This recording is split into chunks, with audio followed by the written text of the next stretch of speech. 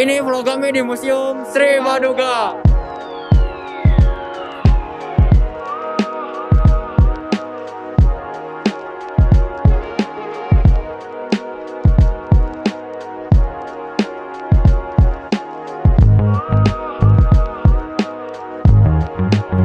Oke, sekarang kita berada di Museum Sri Baduga yang terletak di Bandung.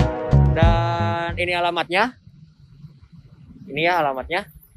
Sedikit ulasan bagi kawan-kawan yang emang belum mengetahui ya, belum mengetahui Museum Sri Baduga. Museum ini berdiri pada tahun 1974 dan dulunya museum ini juga memakai struktur bangunan yang lama ya, nggak kayak sekarang.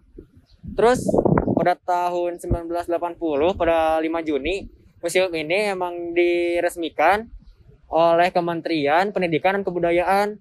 Di museum ini juga banyak kayak arca, terus mainan-mainan yang lama, yang tua, ada sekitar 6.000 dan dikelompokkan menjadi 10 kelompok.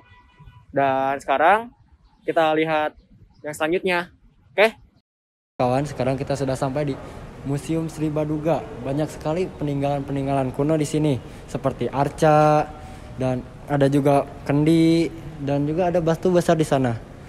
Dan masih banyak lagi peninggalan-peninggalan kuno yang ada di sini. Yuk kita lihat.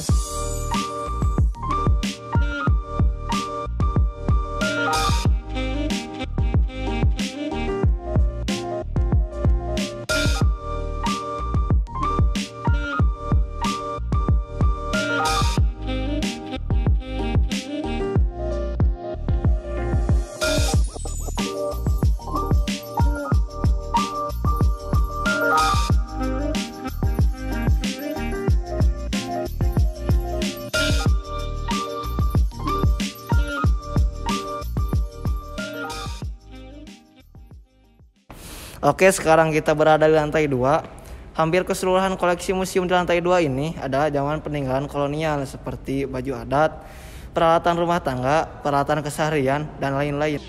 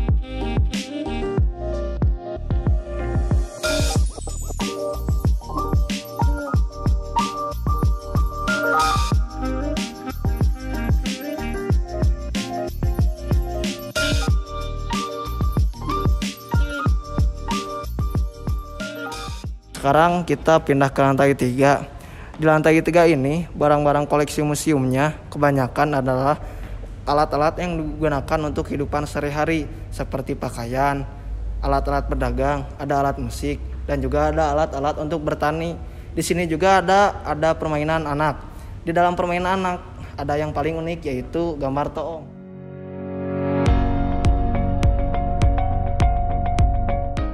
Gambar toong.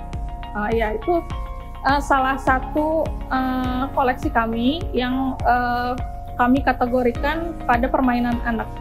Nah, gambar toong ini dulu sekitar tahun 70-an itu tuh masih banyak dipergunakan. Nah, gambar toong ini biasanya dibawa oleh seseorang gitu. Jadi seperti apa ya? Semacam bisa dibilang sutradaranya ya. Jadi dia itu ke kampung-kampung, keliling kampung bawa gambar toong itu. Nah, di gambar toong itu mekanisme kerjanya seperti kalau sekarang ada yang kamera yang ada gambarnya itu di dalamnya, yang ada slide-nya itu ya. Nah, seperti itu gitu. Jadi, tapi kalau dulu itu ditarik gambarnya. Jadi kan di sebelahnya gambar toong itu ada apa namanya? Benang-benangnya itu. Nah, itu ditarik, nanti gambarnya berubah-ubah. Nah, kemudian cara berceritanya juga si sutradaranya ini, yang apa pencerita ya, bukan sutradara.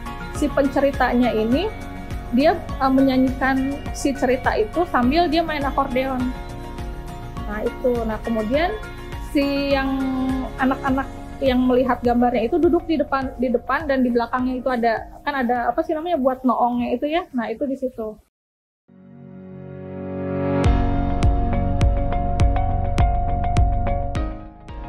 Filosofinya gambar toong sih ya apa sih namanya, untuk menceritakan ini aja cerita-cerita rakyat kepada anak-anak. Kemudian juga tergantung si penceritanya sih, ada yang menceritakan tentang cerita rakyat, kemudian juga ada yang kalau yang kami punya ini tentang gambar-gambar perjuangan. Nah, ya untuk inilah, untuk apa, bercerita kepada anak-anak apa tentang sejarah juga, tentang apa namanya, tentang kebaikan, bukan kebaikan ya, untuk menceritakan supaya apa namanya, anak-anak bisa berbuat lebih baik lagi, lebih belajar gitu.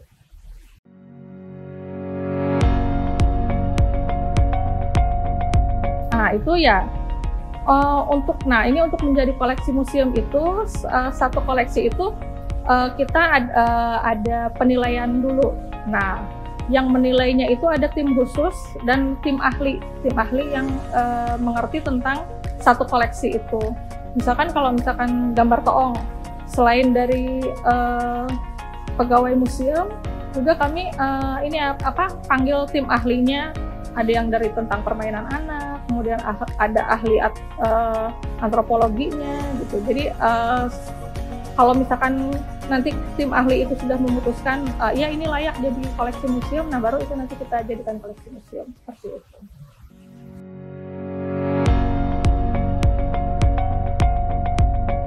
Kalau sekarang sudah tidak ada. Kalau menurut penelitian ya, katanya sekitar tahun 70-an itu terakhir ada yang menggunakan gambar toong ini. Tapi itu ternyata bukan hanya di daerah Jawa Barat aja, di daerah lain juga ada.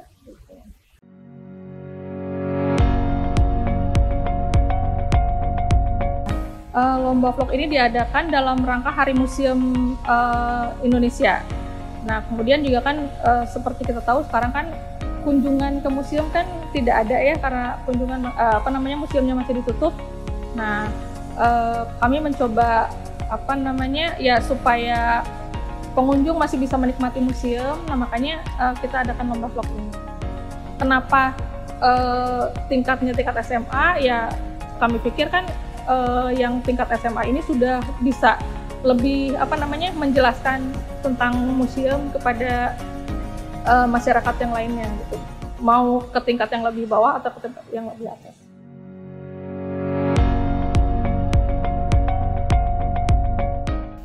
Ya, pertama sekarang itu Museum Sri Baduga ada di bawah Dinas Pariwisata dan Kebudayaan Provinsi Jawa Barat, tepatnya di UPTD Pengelolaan Kebudayaan Daerah Jawa Barat di seksi Cagar Budaya dan Permusiuman. Nah, museum ini diresmikan pertama kali itu tahun 1980. Yang meresmikannya itu Menteri Pendidikan dan Kebudayaan pada masa itu, yaitu Bapak Daud Yusuf. Nah, kemudian kenapa dinamai museum namanya Sri Baduga?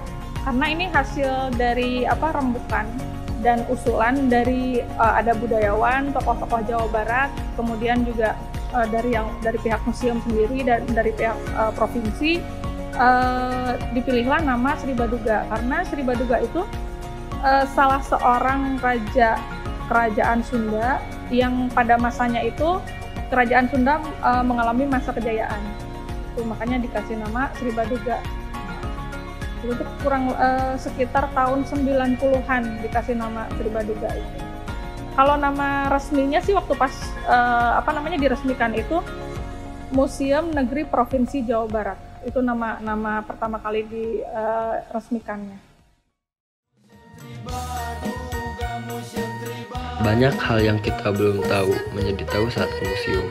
Dan juga banyak barang-barang menarik yang kita lihat, terutama gambar toong.